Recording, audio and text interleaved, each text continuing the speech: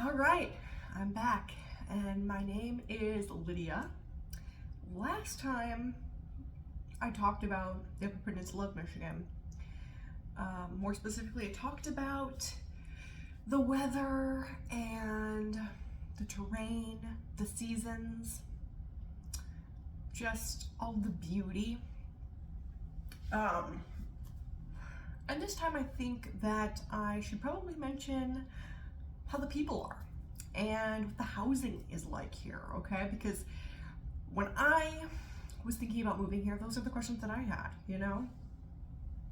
And I think a lot of people probably are wondering about that. I mean, it's important to talk about. So, the people here. The people here are called Yoopers. That's Sophie, by the way, in shot. They're called Yoopers, which the term Yooper is typically referring to a person who was born here. Now, living in the Lower Peninsula my whole life until coming up here, I didn't know if that's what that was. I knew I had heard of the term Yooper before, but again, I didn't really ever think of the Upper Peninsula of Michigan when I lived in the Lower Peninsula, which is crazy, but it's true. A lot of people don't. It just escapes their mind. The Upper Peninsula is like, take no offense to this, any Yoopers out there, but I always kind of think of it as like the forgotten stepchild. You know what I mean? Of Michigan. Because everybody knows, everybody talks about Michigan. Everybody forgets about the Upper Peninsula. Even maps sometimes leave the Upper Peninsula out of it, which I talked about in my last video. But anyway, I didn't even really think of the Upper Peninsula in general, let alone did I think of the term Yooper. Like, I knew of it, I had heard of it. I didn't really think much of it. I thought, oh, that's kind of a funny name for anybody who lives in the Upper Peninsula. That's what I thought. I thought it was referring to anybody who lived in the Upper Peninsula of Michigan. And when I first moved up here, I cringe looking back, because I occasionally in Facebook posts would be like officially a Yooper, literally not a Yooper. I'm literally I wasn't a Yooper. I wasn't by any means. And it's kind of interesting, the term Yooper, because it's so, they a little bit gatekeep the term Yooper up here. Just a little bit. I've heard, and you'll hear a million different people say a million different things about the term Yooper, right? Some people will say, if you've chosen to live in the Upper Peninsula, you've chosen this harsh weather and this very extreme nature lifestyle, then you're a Yooper. You've got to have Yooper blood in you to even want that, to desire that, to stay here, to find this place home. That's some people's mindset on it, right? But then you also see some people saying like, okay, after a certain period of time, you can kind of call yourself a Yooper. I've heard 8 years is the mark when you can kind of call yourself a Yooper. I don't know why 8 years. I just heard that before, and I'm 8.5 years here, so it's like I still don't dare call myself a Yooper really to people, because it is kind of gate capped a little bit, and it's so fascinating, because I even had a neighbor, right, who she moved here when she was 1 year old. She was in her 70s, okay, like 70, probably 78 by now or something. And she moved here when she was 1 year old, lived here most of her life. She calls this place home. She has such passion for this place. And yet, one time, my mom had mentioned to her, like, oh wow, so you're like a true Yooper. And she was like, oh, Yeah, I guess so. I guess so. Like she had never called herself that. Never like felt like she was allowed, I guess, to call herself a Yooper per se. At least that's what it kind of seemed like. Like, oh, yeah, I guess you could kind of call me that, you know. And I'm like nobody would know that you weren't born here. You know what I mean? Nobody would know that. People would think that you were. And you moved here when you were 1 year old, a baby. Like you know it here so well. You've lived here almost your entire life, and you hold such identity to this place. Yet, even so, that 1 year of not like being born here, kind of has that resistance of like, oh, am I like? I just thought that was kind of interesting, and I think a lot of people feel that way about it, about this place. So I don't call myself a Yooper, even though the kinship I feel with Lake Superior and the love that I have for it up here, this is my home. You know what I mean? Like, and I never knew I would feel this way about a place ever. I'd always hoped that I would find that place that I feel home, true sense of home at throughout my life. I didn't know it was going to be the Upper Peninsula of Michigan. Moving up here, I didn't even expect that to happen. But even as we were driving up here, I just was so blown away. And then as time went on living here, and even existing with the fellow people who live here and the Yoopers, I've grown to really not just love its beauty, but really respect even the people that live here. There's a big Finnish culture up here because the people from Finland had what is the word I'm thinking of? Not migrate, but I guess maybe it is migrate. I really, the word is blanking on me. The settlers, they've settled here, you know.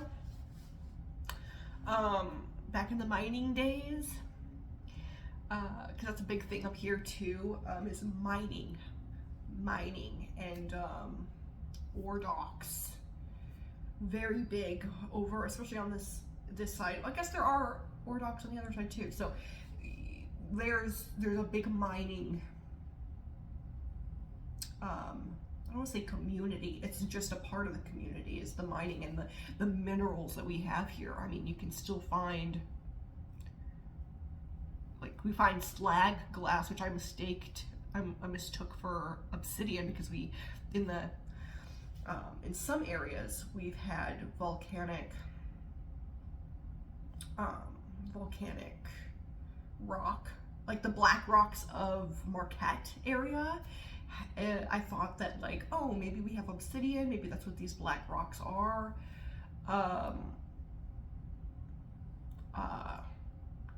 Like, we have something called black rocks that you can jump off of and stuff over in Marquette. But then when you're on the beaches, sometimes you'll find these things that look like they could be obsidian, raw obsidian. And when I looked it up, it's actually slag glass from the mines. And like from the mining era, like the leftover slag. And it's like, it's so cool. And you see mines all throughout the Upper Peninsula still standing, as well as a lot of lighthouses too, which are really cool. And piers and all of that sort of thing. And where was I going with this? Kind of forgot there, but yeah, like we have a lot of that. And so we have a lot of stuff from the mining days. I'm not really sure where I was going with that. Forgive me.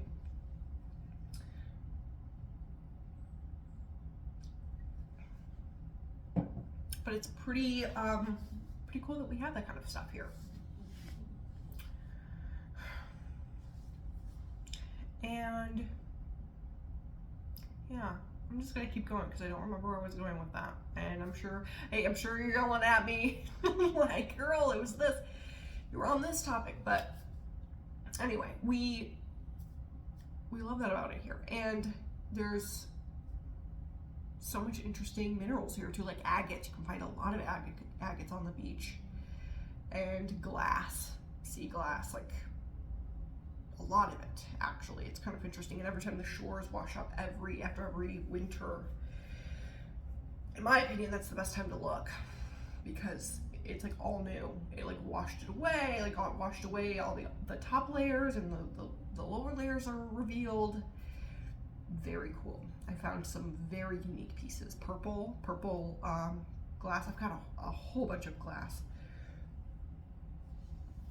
Beach glass. It's amazing.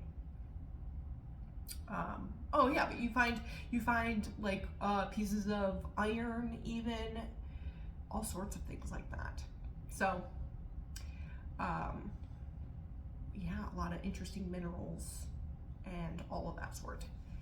The like Finnish people, or people from Finland, moved over here, settled here. So we have a big Finnish community in the Upper Peninsula, and a lot of our houses are old. So that is another thing to note about the Upper Peninsula, is that our houses are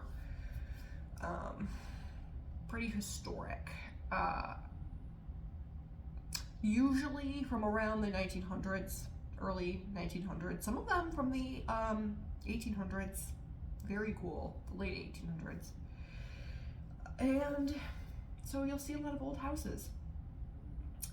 It is interesting because by the cities, the towns, in the cities, the bigger cities, the houses are upkept a little bit more, and you could find houses for relatively cheap.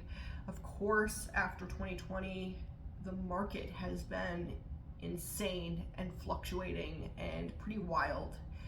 So we'll see where that picks up. I mean, in terms of America, the Upper Peninsula is pretty inexpensive. It's a pretty inexpensive place to live.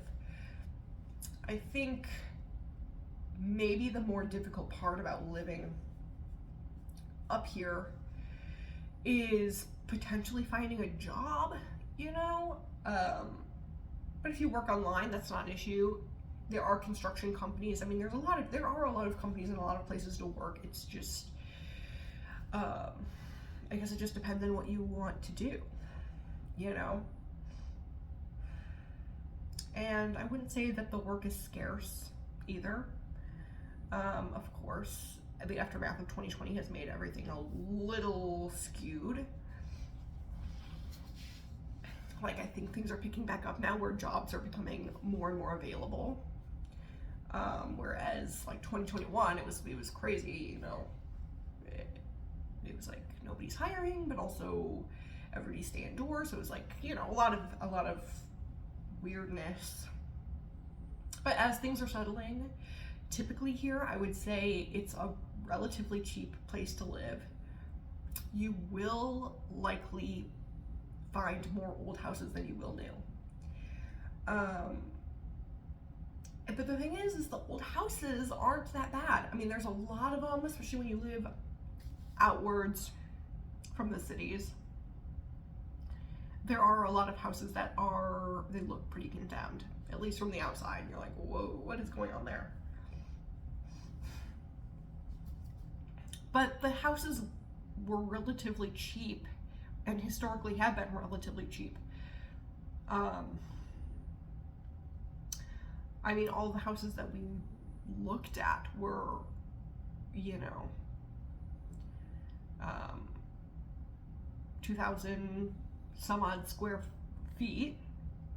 So not small, I mean, pretty good size, and under $100,000, you know what I mean? And they can range in size too. I mean, you can find pretty huge houses for the most part for pretty cheap, which is cool, like way bigger than 2,000 square feet. I mean, even some of the houses that we looked at but didn't buy were these pretty grand old houses from the 1900s. They had some stained glass on them and these beautiful doors with the historic wood, and you'll almost always see the original hardwood floors too. Now they might need a little bit of refinishing. Ours certainly did. But it was beautiful. I mean, a lot of the houses up here are beautiful. And, you know, it's also like you can probably find some that need work if you're more of a fixer-upper type of a person. And you could probably flip houses pretty decently too. I think a lot of people try doing that up here, not realizing how much work goes into flipping a house maybe.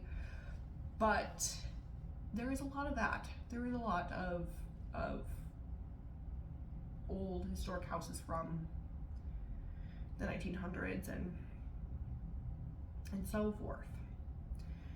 I think when you see newer houses, for the most part, they're like 1940s, you know what I mean? 1960s. Like the house that we were in looked the newest, I guess, out of all the houses that we looked at. Wasn't my personal favorite, but we, you know, it worked the best for what we needed. And that was built in, I think, the 1940s. So, you know, and that had an added on part that was built in like 2010 or something. And ironically, that was the part of the house that had water damage. So, and I'm not saying water damage is a common thing up here. I wouldn't say it was. I've visited plenty of people's houses and none of them had water damage. None of them were run down. They're all pretty good condition. And you know, I think we were just the lucky ones in that sense. But it was ironically in the new part of the house. So, you know, take that and do with it what you will. The houses, some of them you will see are a little condemned and you're like, whoa, what is going on there? But some of those aren't even for sale, you know, they're just sitting there kind of rotting away, which is, it's very heartbreaking because sometimes you'll see these beautiful, like, Victorian houses, truly, and you're like, wow, that's got to have like 7 rooms in it and stained glass windows, and you're like, oh my gosh, that is like on its last leg. And that does always break my heart a little bit about it up here. But as you get closer to the towns, it's less like that. It really is. And you'll see a lot of upkept historic houses, and you're like, wow, that's beautiful, you know. And I would say when you get into the really big city, like Marquette, the houses are pretty much all upkept pretty well. And they look very pristine and stuff. But for the most part, there is some rugged charm about the Upper Peninsula, you know. In general, the houses aren't perfect, you know. And you can easily tell when something's a new construction because most things here aren't. They're older houses, and it's great. It's really great. You can also find some really small gems here too, like small little 2-bedroom, but they are going to be a little bit older. They're going to be like 60s, 70s, and those are great too. Very cute.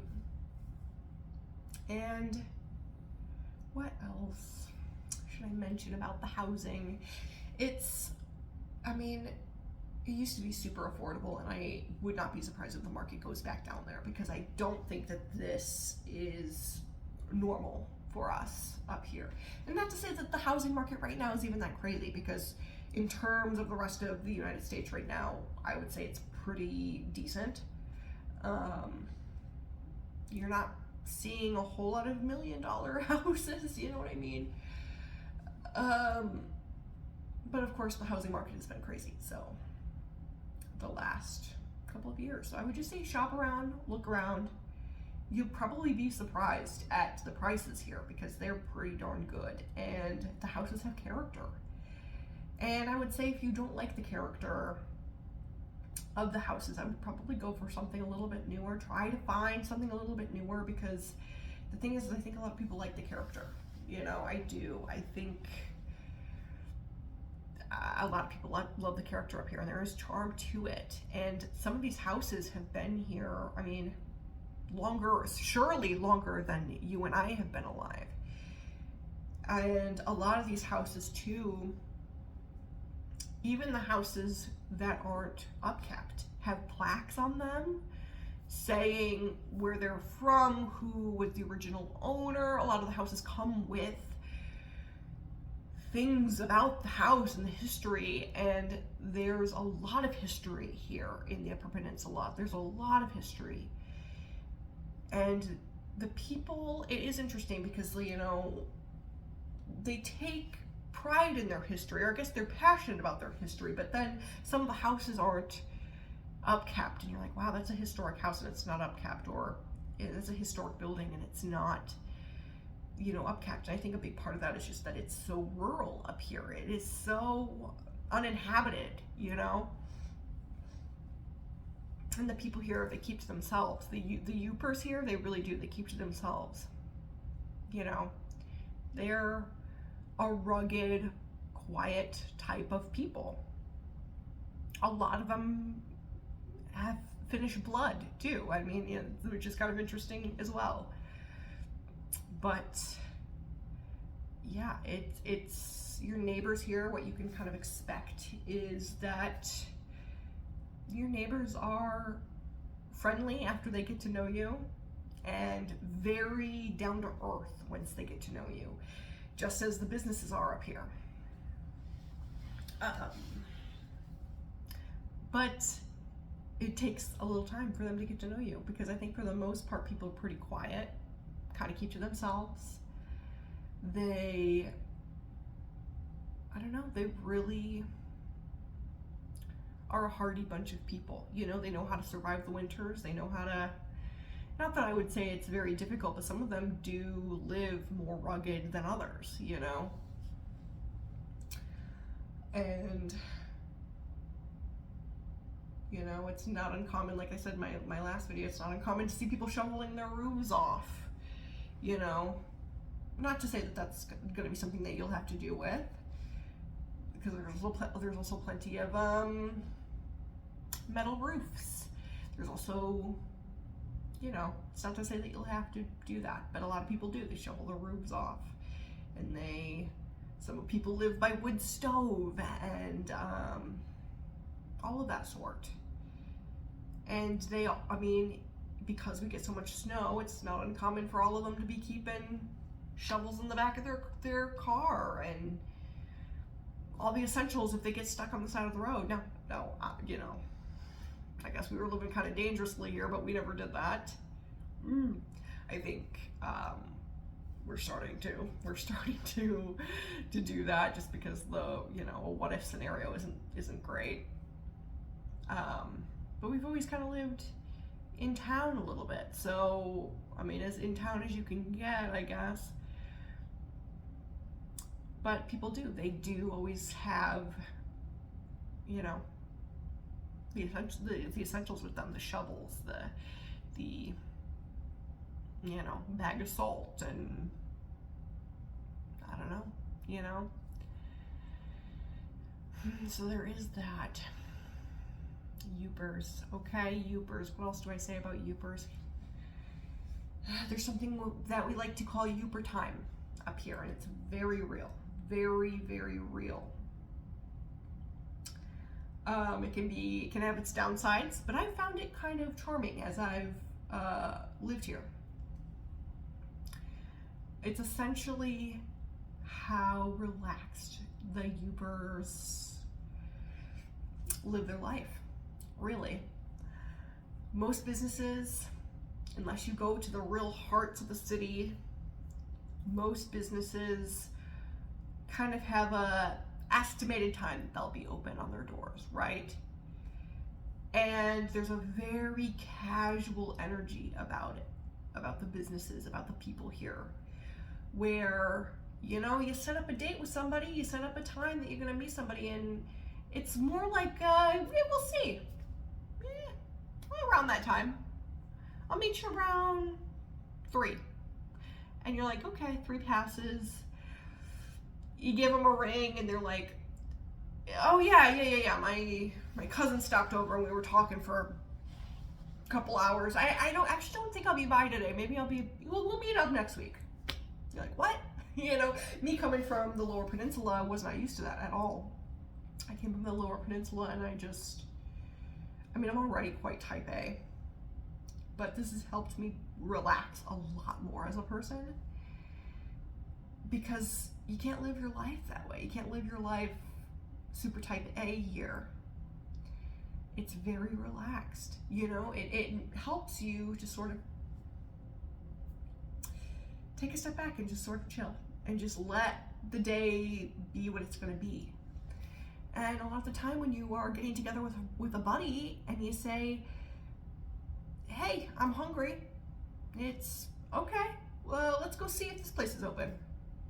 Let's go see. It's not a guarantee. It might be, you know, Friday at noon or Wednesday at noon, middle of the week, and you're like, yeah, let's go on down to this place, and it's not open. And there's no reason why it's not open. The door might even say, we are open from this time to this time, but you kind of use that as a guesstimation. Truly. It's sort of a suggestion, really. And if they're open, they're open. If they're not, they're not.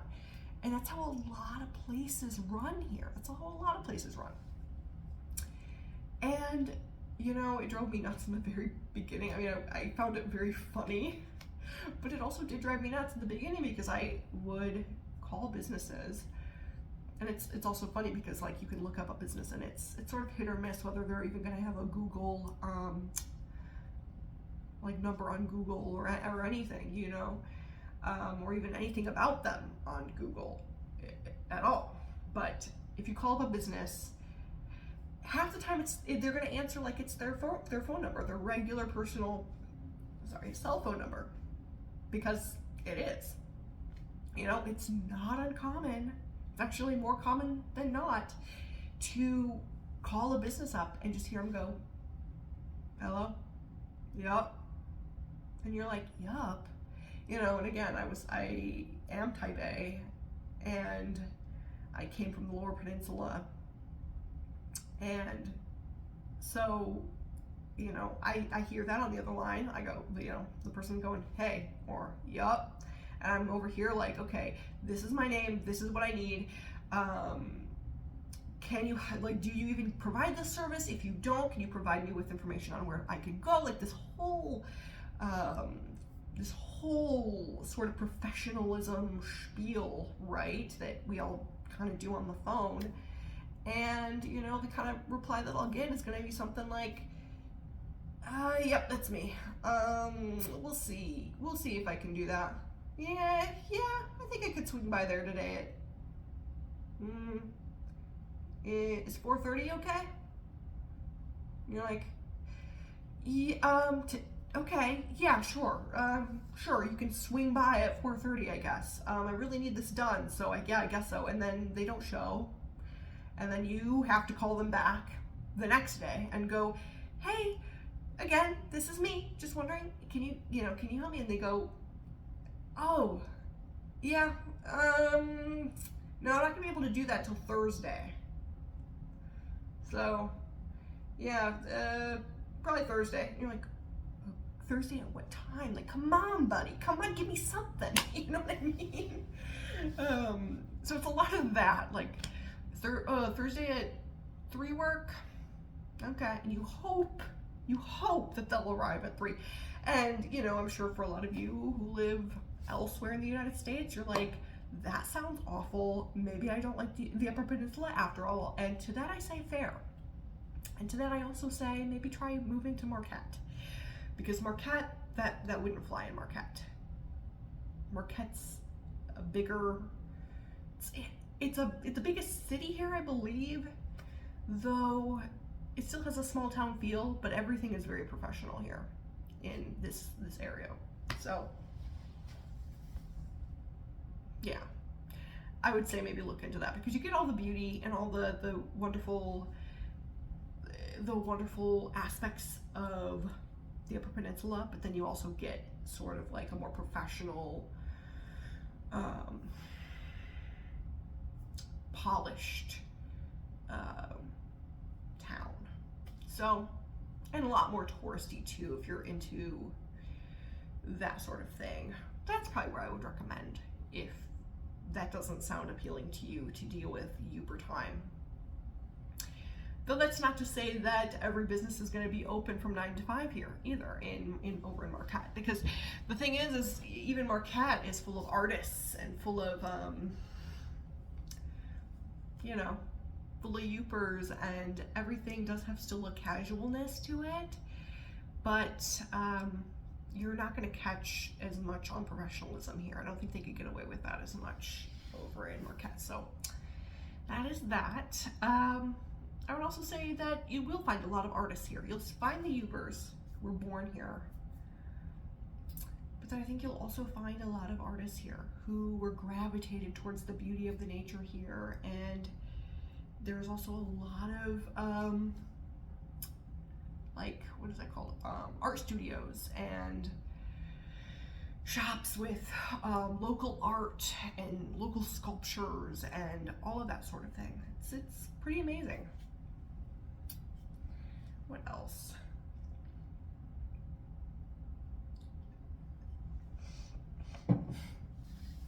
Also, when you are local, and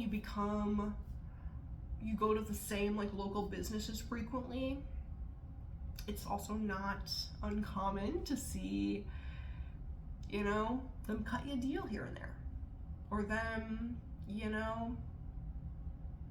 it's just pretty great, It's not to say all places, especially chains, it's probably a little bit rarer, but the people here are very down to earth, you know what I mean? They're very human, very personable. They're,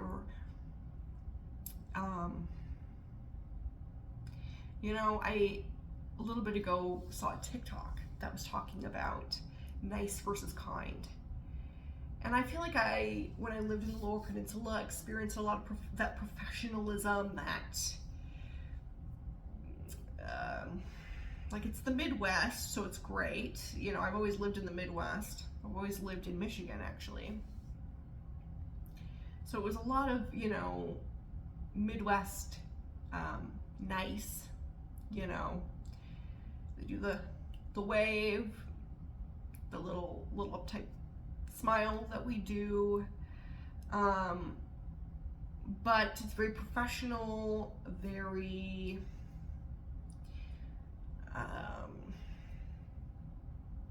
I don't know, like things are a lot more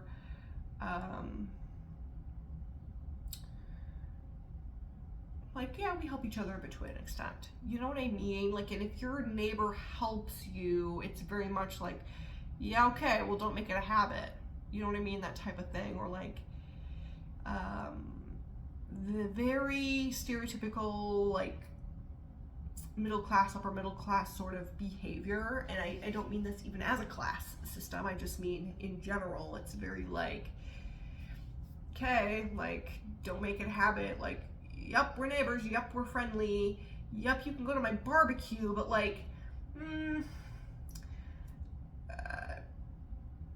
I get, like, yeah, if you ask me for help, like with your car's, breaking down on you, yeah, I guess I will, but like, there is sort of that, like, but don't keep asking, or don't, well, okay, you better help me next time, bud. Like, it's almost this, like, this expectation of like, yeah, we're nice, and we're being nice, and we're friendly, but there's that underlying, like, but we're not really there to help one another. We're not really there for this communal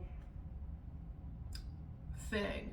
You know what I mean? Like, yeah, we're neighborly, we're pleasant, we're nice, but it's very different than kind. And I think up here in the Upper Peninsula, people are kind. And I would even go as far as to say, like, if we're doing two polar sides of this, the nice versus the kind, I would say they are more kind than they are nice, even to some degree. Whereas in the Lower Peninsula, it was more nice than they are kind.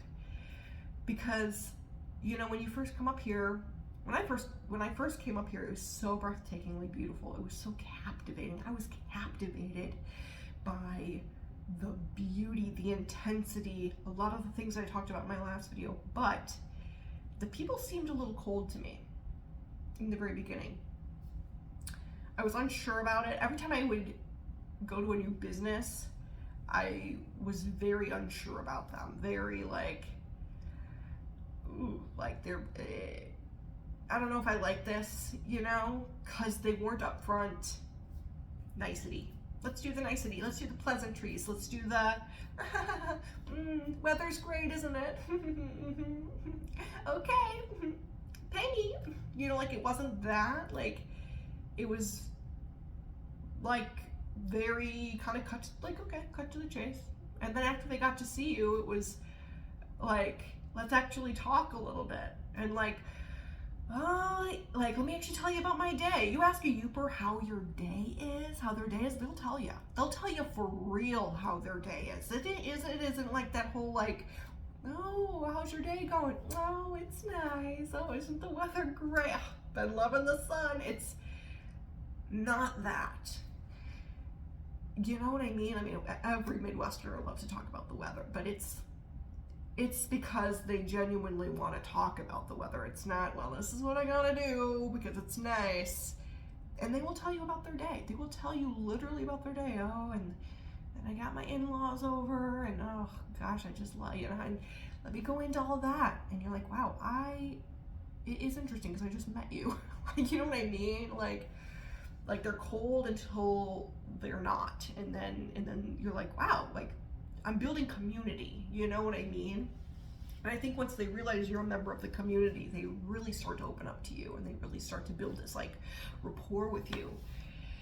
And that's why it isn't uncommon to go to a place and they've seen you multiple times and they're sort of yeah, usually this is maybe, $100, but maybe for you it's 75. Why not? Because I can do that for my trusted customers who I know will come back. Or, a lot of that.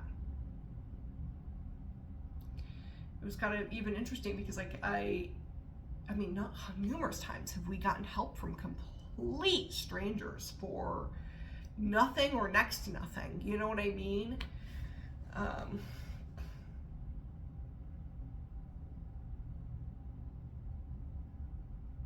It's just great. It's just really great. And you build that rapport, and it seems like a lot of people, everybody knows each other, you know what I mean? Everybody, which is kind of the beautiful thing, but also kind of uh-oh, everybody kind of knows each other's business to some degree. But it's also kind of beautiful, you know what I mean? I would often go to, the mechanic, and the mechanic would just have a plate of cookies there from the bakery that's, down the block. And I'm like, oh, are these from the bakery, or are these from her bakery? They sure are, it.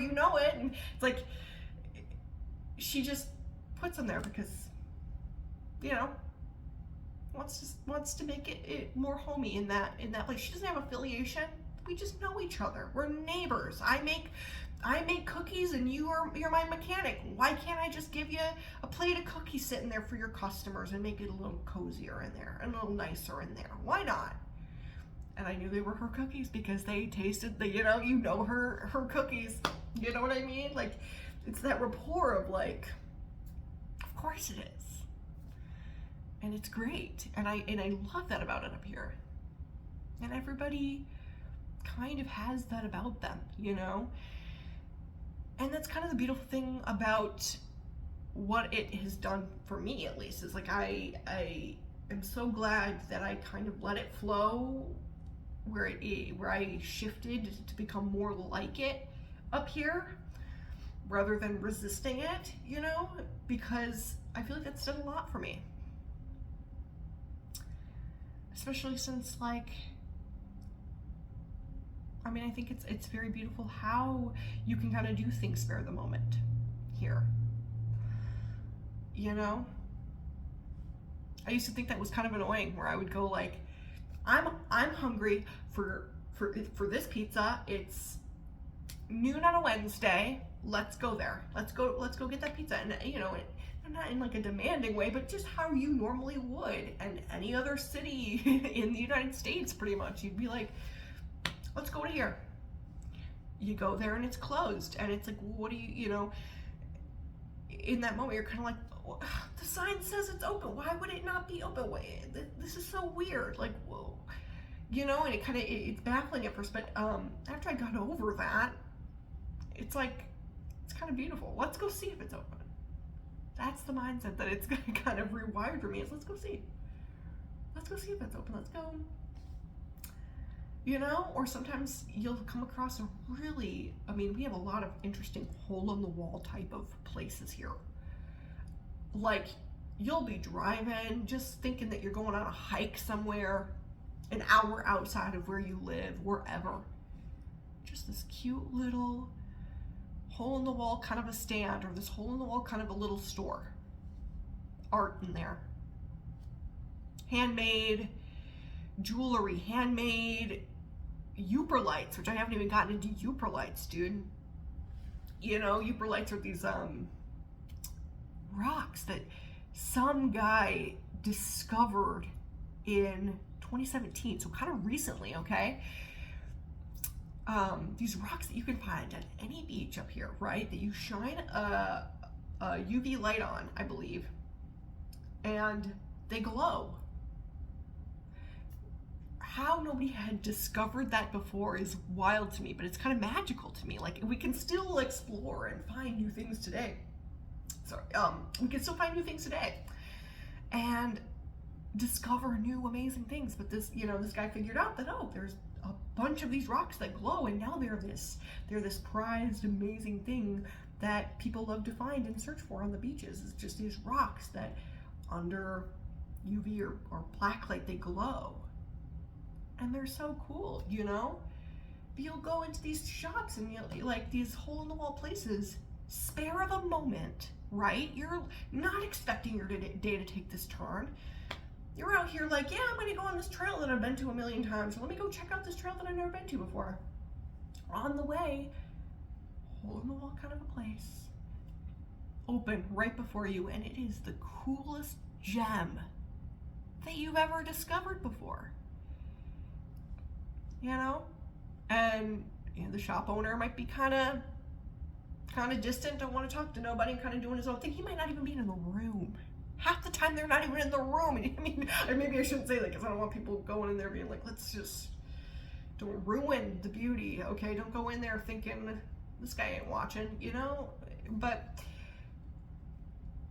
you know, it's that vibe of like, I'm just out there, you know, I'm just doing my own thing. I'm in the back room, I'm, you know, making something else, and, oh, what, you're here? Cool, you know?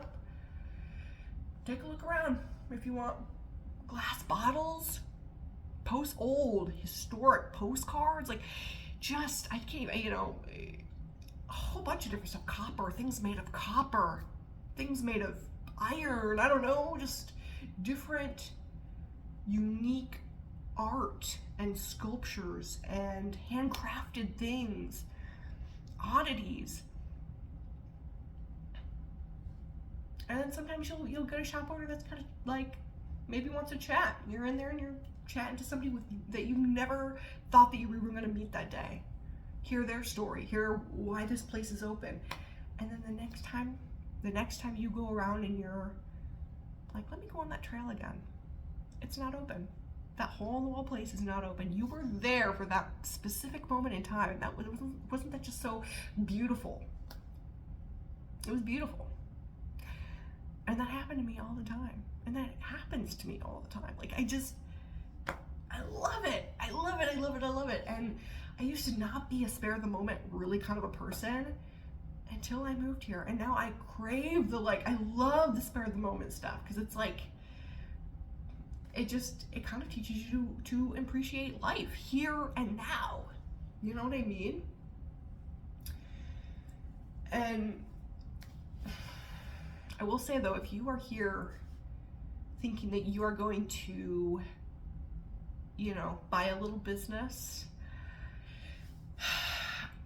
the only thing I would say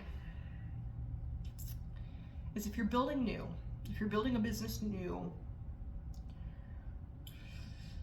you can get away with that real well, real easily. I don't think anybody really bats an eye. They're like, okay, cool. But if you buy a shop downtown in one of the towns, you're good. But if you like buy off of like Zillow, some like place that used to be a cute little shop of some sort, or even like a old little gas station, or like something that used to be kind of integral to the town, even if it looks run down, even if it looks like it needs a lot of work, or that it wasn't even in commission for a long time, or whatever the deal is, you find one of those like things on Zillow or realtor.com, and you see those listings go up there, and you go, hey, like this would be perfect for my shop, my whatever. What I would do is maybe ask more information about what it was before you were there, and kind of keep the charm, because the Apartment Peninsula loves its charm. It loves its charm, and it holds dear to a lot of its local businesses. I will say that much. The Yoopers love local. They support local. I think that's why a lot of these places, even though they, you know, some of them have crazy hours, they keep running and they keep in business. Sometimes you'll see one pop up and then go down, and pop up and go, you know, and they're there for like 6 months, and you're like, what the heck? But for the most part, there's these businesses that stay open for years and years, even though their business hours are crazy, and half the time they don't even look like they're open, and whatever. But they stay open and they stay running because the people of the towns, the locals, they love to support local, and they love the history of it, and half of them know what it was before the thing that you're buying it off of, and they knew it before that, and they knew it when it was constructed, and they could tell you a million different things about that building that you're about to purchase. You know what I mean? Like, and if you don't value that, I think they can tell. I mean, they're very unhappy when you go in there and you start revamping, remodelizing these historic businesses, as they should be. So maybe kind of keep the charm a little bit, kind of see what it was before, see if you can kind of keep elements of what it was, or at least make sure you're not making it too modern, because they don't like that. They don't like that. Neither do I. Get out of here. But yeah, it's a special place up here. It's a special place. And I wouldn't trade living up here for anything. I really wouldn't. This is my home. And I think there are some people who get it, and they feel that way too. And even if you don't, and you just want to come up here and see what it's like for a little bit, I mean, it's a great place. It's a great place to find adventure and a new way of living, even. Yeah.